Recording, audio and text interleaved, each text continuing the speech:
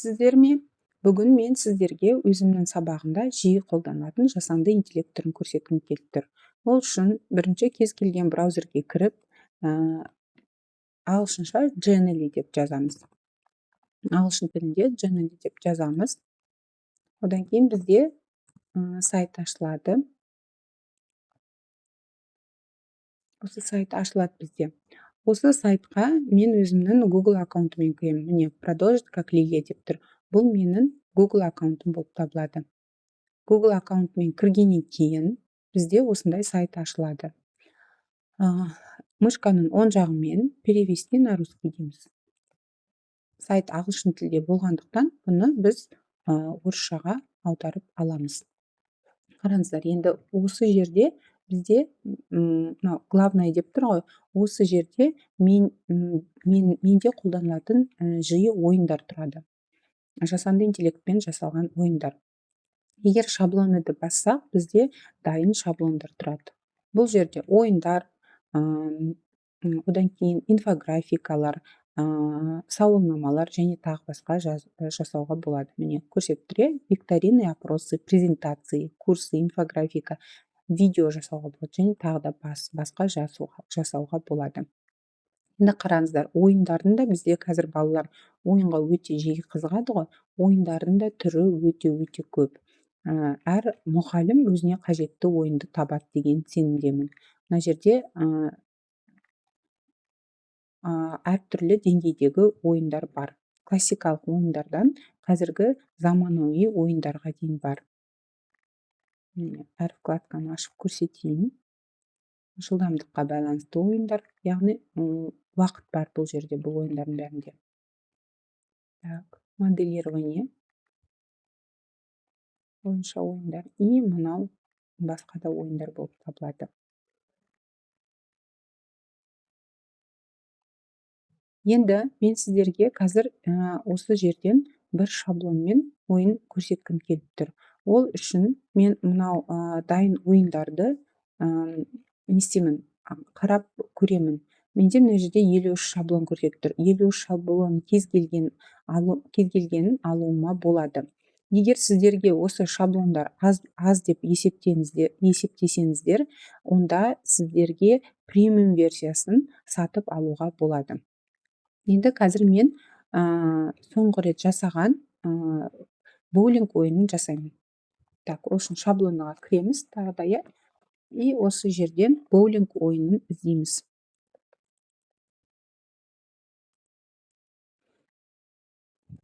Боулинг деп аталады маған қажетті ойын.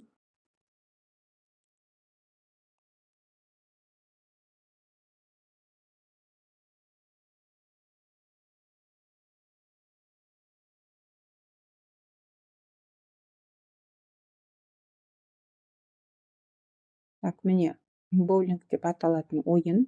Осы жерге бірінші шаблонды көріп алсақ болады. Осы шаблонды қолдану.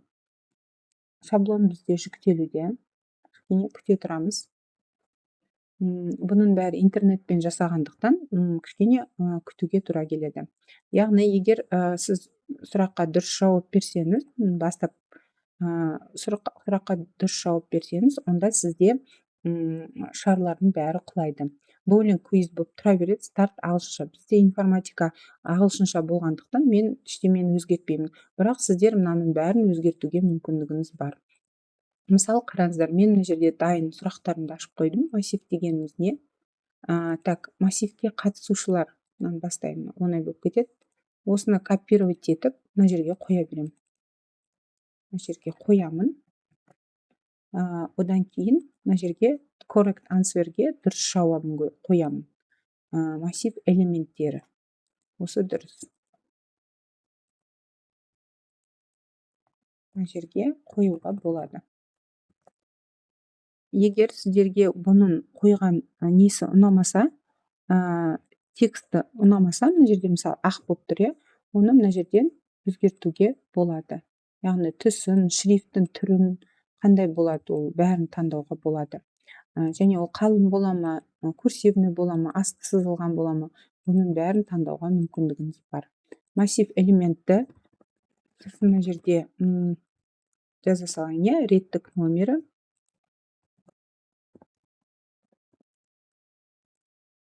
реттік нөмірі, одан кейін индексі десек индексі. Так, бірінші сұрағым менікі дайын.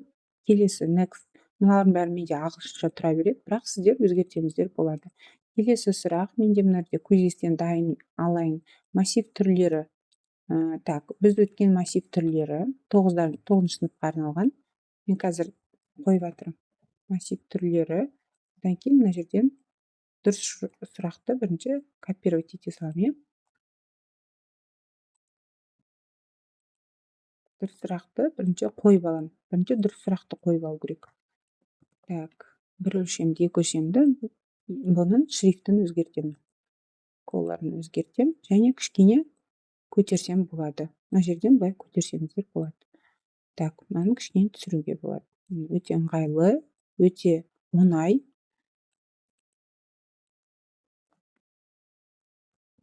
Мынарге жаңағы көп қабатты. Мына жерде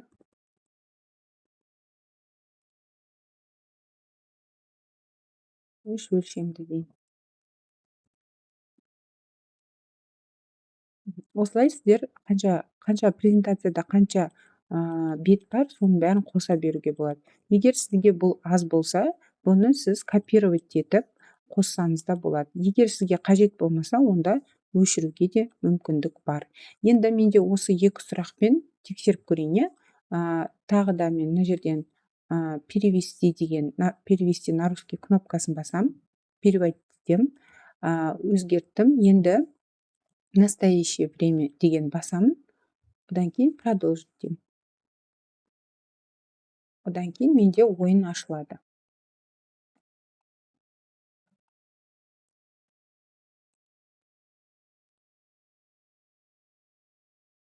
Егер балаларға QR түрінде бергіңіз келсе, онда осы QR мен олар кіре береді. Сіз мына жерде результатын көріп тұрасыз. Егер жоқ, мен тақтадан көрсетем десеңіз, онда get started басып, осылай ойнауға мүмкіндік бар. Қараңыздар, старт батырмасын басамыз. Массивке қатысушылар, массив элементтері дұрыс болса, онда бізде страйк болады. Мына жердің бәрін қазақша жазуға болады, бірақ маған ағылшынша ыңғайлы. Екінші, массив түрлері, мысалы көп қабатты дұрыс емес белгілесем, онда менде доп кегілдерге тимейді. Қайттан массив түрлері бір өлшемді, екі өлшемді деп белгілесем, онда менде дұрыс жауапты қабылдайды. Осылай тағы да көп сұрақтарды қосуға болады, артық презентацияларды, артық беттерді алып тастауға болады, және де басқа да шаблондарды қолдануға болады. Бұл жерде бұл шаблоннан басқа да көп ойындар қолданылады. Сондықтан әр мұғалім өзінің сабағын қызықты ету үшін осындай интерактивті ойындарды ойнатып тұру керек деп ойлаймын. Сау болыңыздар.